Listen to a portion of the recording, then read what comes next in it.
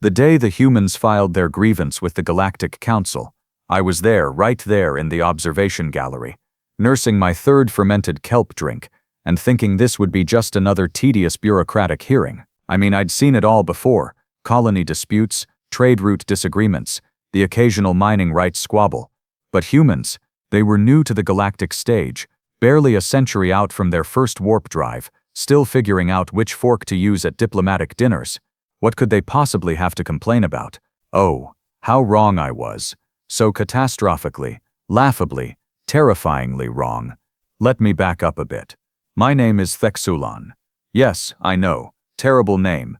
My parents had no imagination, and I'm what you'd call a political correspondent for the Galactic Information Network. Basically, I sit in on council sessions, try to stay awake during the boring parts, which is most of it, and occasionally report on something mildly interesting. It pays the bills, keeps my metabolic needs met, and gives me access to the good lounges where the real gossip happens. The humans had been admitted to the council about 15 years prior to this incident, after demonstrating sufficient technological capability and diplomatic acumen.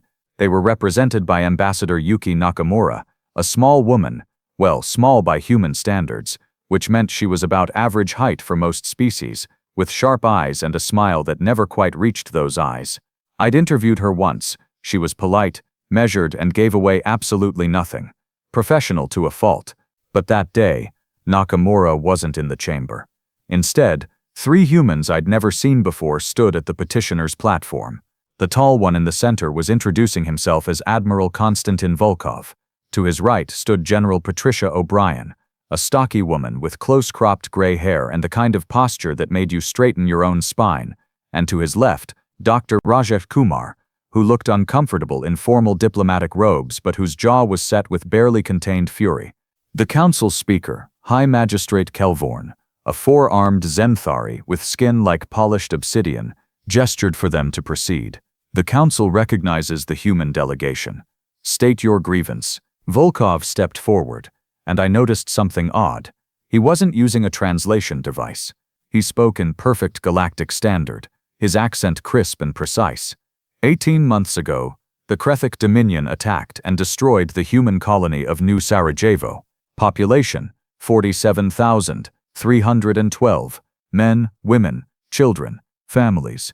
The attack was unprovoked, executed with ruthless efficiency, and left no survivors. We have evidence, irrefutable evidence, that this was a deliberate act of extermination.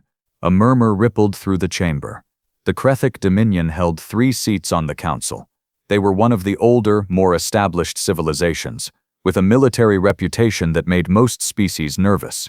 Their representative, Supreme Commander Zartex, rose smoothly. The humans fabricate these accusations out of fabricate. O'Brien's voice cut through the chamber like a plasma cutter through hull plating. She held up a data crystal. We have ship logs, communications intercepts, and biological evidence recovered from the attack site. Your fleet didn't even try to hide it. Quelvorn raised one hand. General O'Brien, please address your comments through the speaker.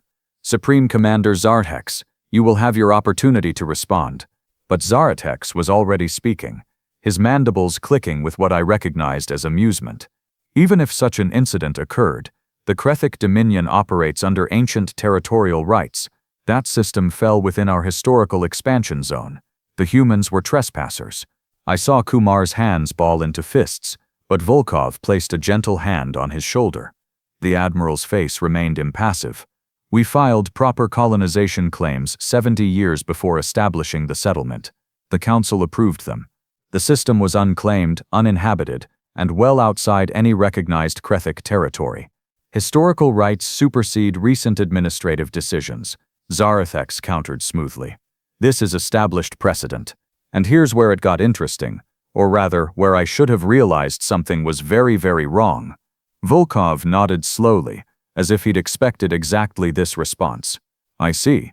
So the Council's position is that historical territorial claims, regardless of how ancient or unsubstantiated, override current law and approved colonization rights? Quelvorn looked uncomfortable. The Council must review all evidence, and how long will that review take? Volkov asked quietly. These matters are complex, typically 18 to 24 months, perhaps longer if. So the Krethik Dominion murdered 47,000 human civilians, and you need 2 years to decide if that's a problem. Volkov's voice remained perfectly level, but something in his tone made my sensory frills flatten against my skull. Is that correct? The chamber fell silent. Kelvoran's skin rippled with discomfort. The Council understands your grief, Admiral, but we must follow proper procedures. We cannot simply. We're not asking you to do anything, O'Brien interrupted. We're informing you. This is a courtesy notification as required by our membership charter. We are formally withdrawing our complaint. Wait, what? I sat up straighter, my drink forgotten. That made no sense. They'd come all this way, presented evidence of a massacre, and now they were just leaving. Kelvoran looked equally confused. You are withdrawing your grievance, but if you seek redress, we don't, Volkov said simply. We seek nothing from this council. We came here to follow protocol, to give you an opportunity to address this through diplomatic channels. You have declined. That is your choice, and we respect it. Consider us officially informed and dismissed. The 3 humans turned to leave. Zarathex's mandibles clicked with what could only be satisfaction. The humans show wisdom. Some lessons must be learned through experience. Perhaps next time they will choose their colony sites more carefully. Volkov paused, turning back slowly. For the first time I saw him smile, and it was the most unsettling thing I'd witnessed in 20 years of covering council proceedings. Supreme Commander, you've made a critical error. And what is that, human? You assumed we needed your permission. Then they left. Just walked out of the chamber, leaving behind a confused silence broken only by Zartex's dismissive clicking and a few nervous laughs from the gallery. I should mention something about the Krethik Dominion at this point, because it's important for understanding what came next. The Krethik were one of the Council's military powerhouses. They'd fought in dozens of territorial wars, always emerging victorious, or at least undefeated. Their doctrine relied on overwhelming force, rapid strikes, and a willingness to commit what other species considered war crimes but what the Krethik viewed as efficiency. They had a fleet of approximately 7,000 warships, controlled 14 star systems, and maintained a standing army that could pacify entire planets. They also had a cultural philosophy that roughly translated to might makes right, and they viewed newer council species with thinly veiled contempt. The destruction of New Sarajevo wasn't their first massacre, just their first one involving humans. The council had previously issued stern condemnations, slaps on the wrist, strongly worded letters of disapproval. You get the idea. Nothing that actually stopped them. 3 weeks after that hearing, the first reports started coming in. The Krethik military outpost at Theta 7 had gone silent. Not unusual. Communications failures happened, but when the Dominion sent a ship to investigate, they found the station intact but empty. 1,700 Krethik personnel, just gone. No bodies, no signs of struggle, no evidence of what happened. The station's computers were wiped. Life support was still running. Half-eaten meals sat in the commissary. It was like everyone had simply vanished mid-activity. 2 days later, a Krethik patrol fleet. 12 warships disappeared in the Helix Nebula. Their last transmission was a distress call, cut off mid-sentence. When reinforcements arrived, they found debris fields, but the wreckage didn't match Krethik ship signatures. Someone had destroyed the fleet so thoroughly that identification was impossible.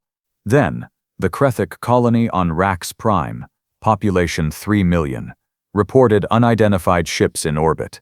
The transmission cut out before they could say anything else. The Dominion dispatched their third fleet, over 200 warships, to investigate. The third fleet never reported back. I was in my office when the emergency council session was called. Something in Kelvoran's voice during the general summons made me abandon my lunch and sprint to the chambers. When I arrived, the gallery was already packed with representatives from dozens of species, all murmuring nervously. Zaratex stood at the Krethik delegation's position, and for the first time since I'd known him, he looked scared. The council must act immediately. The Krethik Dominion is under attack by unknown forces. We have lost contact with 4 colonies, 17 military installations, and over 500 ships. This is an existential threat not just to the Dominion, but to the council itself. Unknown forces? The voice came from the entrance, and every head in the chamber turned. Ambassador Nakamura walked in, flanked by Volkov, O'Brien, and Kumar, along with a dozen other humans I didn't recognize. Supreme Commander, I think you know exactly who's attacking you. The chamber erupted. Species were shouting, demanding explanations, calling for order. Kelvorn's voice boomed over the chaos. Silence. Ambassador Nakamura, explain yourself immediately. Nakamura's smile was polite, professional, and absolutely terrifying. 3 weeks ago, we informed this council of the Krethik Dominion's unprovoked attack on New Sarajevo. We presented evidence. We followed protocol. And we were told that the council needed 18 to 24 months to review the matter. She paused, letting that sink in. We decided that was unacceptable. You declared war? Kelvorn's skin had gone pale gray. Without council authorization? That violates— We didn't declare anything. Volkov interrupted. Declaration implies we sought permission or recognition. We didn't. We simply responded. Zarenhex's mandibles were trembling now. You have attacked Dominion territory. You've destroyed military assets, colonies. This is an act of war that the council must condemn. O'Brien laughed, actually laughed, a harsh sound that made several species flinch. You want to talk about attacking colonies? About destroying civilian populations? Really? Because we have very detailed records of what you did to New Sarajevo. Would you like us to share them with the council? The orbital bombardment patterns, the targeting of evacuation ships, Enough, Kumar said quietly, but his voice cut through the chamber. We're not here to justify ourselves. We're here to inform you that in 72 hours, the Krethik Dominion will cease to exist as a political entity. The silence that followed was absolute. Zarhex recovered first, his voice rising to a screech. Impossible. We have 7,000 warships, 14 systems, military installations that have stood for centuries. You humans barely have 200 ships. Your technology is primitive. Your children playing at war. Volkov pulled out a handheld display and tapped it casually. Actually, Supreme Commander, you currently have 1,347 operational warships. We destroyed the rest. As for your 14 systems, well, let me give you an update on those. The display projected into the center of the chamber, showing a tactical map of Krethik space. Red markers indicated Dominion assets. They were winking out one by one as we watched, being replaced by blue markers. Human markers. Theta 7 through Theta 12, all military installations, neutralized. Volkov continued, his tone conversational, like he was discussing weather patterns. Rax Prime, evacuated and occupied. The Third Fleet, as you've noticed, no longer exists.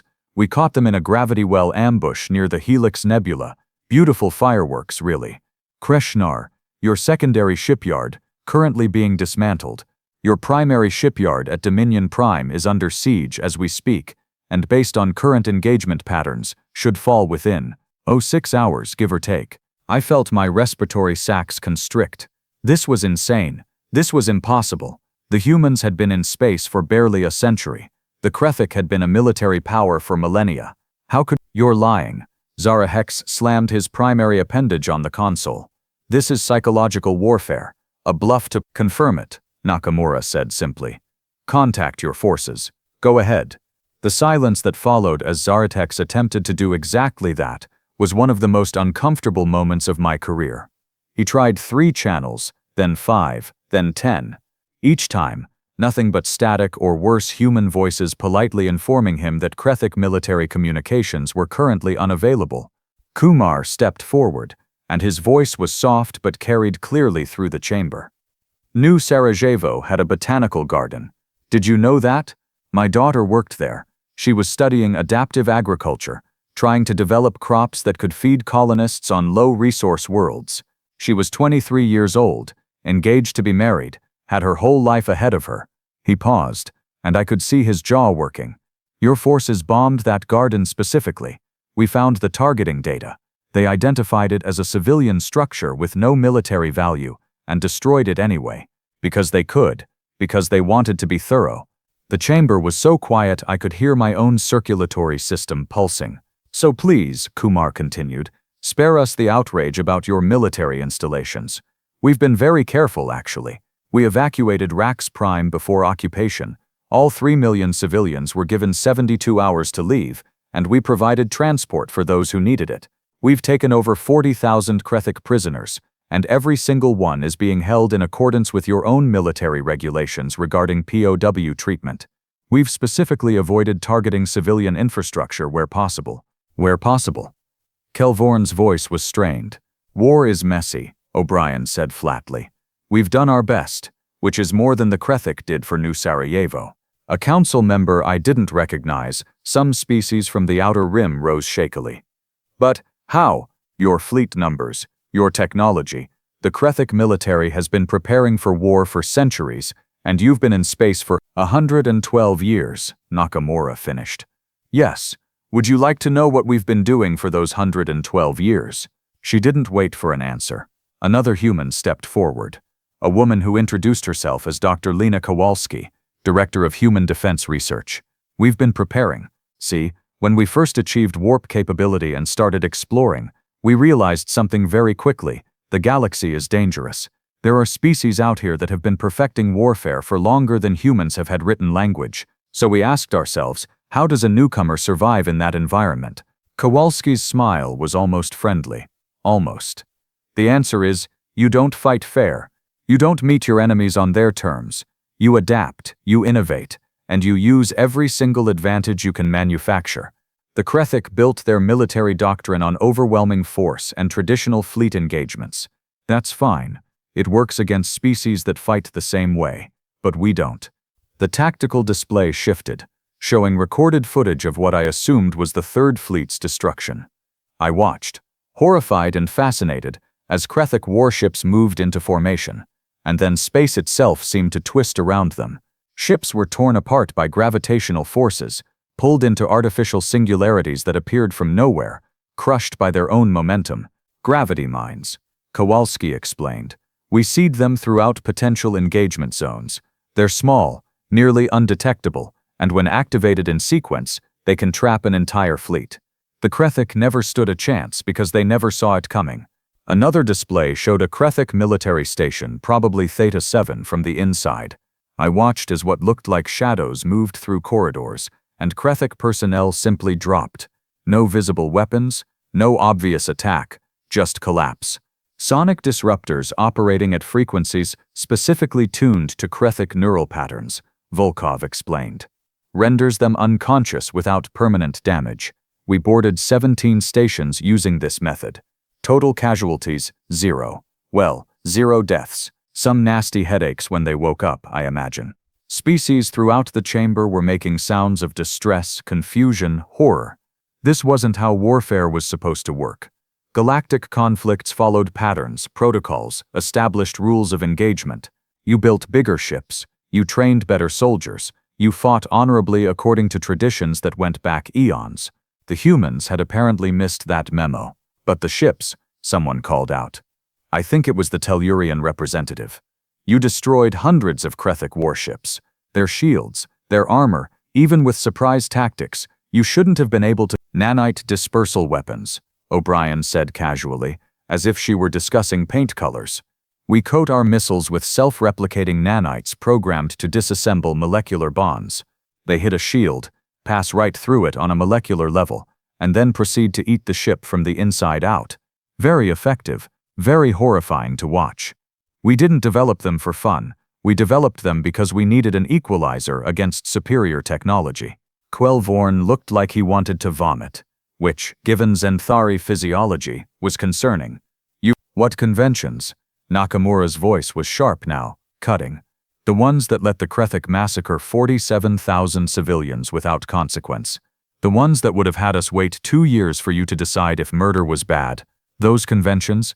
She stepped to the center of the chamber, and every eye followed her. Let me be very clear about something. Humanity didn't want this war.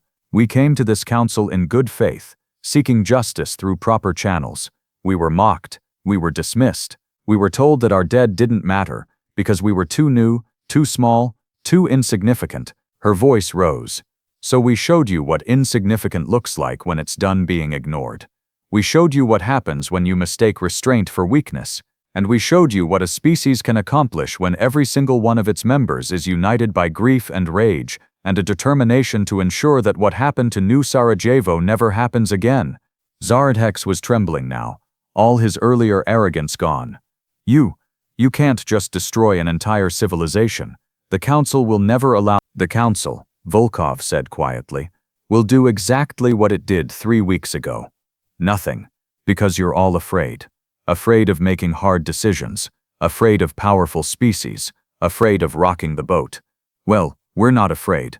And we're not stopping until the Krethik Dominion surrenders unconditionally or ceases to exist.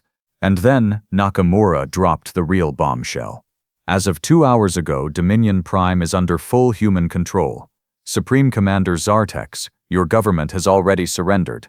You're the last to know. The chaos that erupted then was indescribable. Zartex collapsed. Several species started shouting. Alarms were going off. And Kelvorn was trying desperately to restore order. I just sat there, my drink long since spilled, trying to process what I'd just witnessed. The humans had taken down one of the galaxy's military powers in 3 weeks. 3 weeks.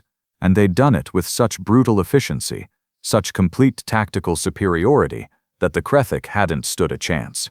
When order was finally restored, it took nearly an hour. Nakamura addressed the Council one final time. The Krethik Dominion will be placed under human administration for the next 5 years. We will oversee the dismantling of their offensive military capabilities, the establishment of a new civilian government, and reparations to the families of New Sarajevo. After that period, assuming cooperation and genuine reform, we'll return sovereignty. And if they don't cooperate? Someone asked. O'Brien's smile was cold. Then they'll have a very long time to think about it. Nakamura turned to address the entire chamber.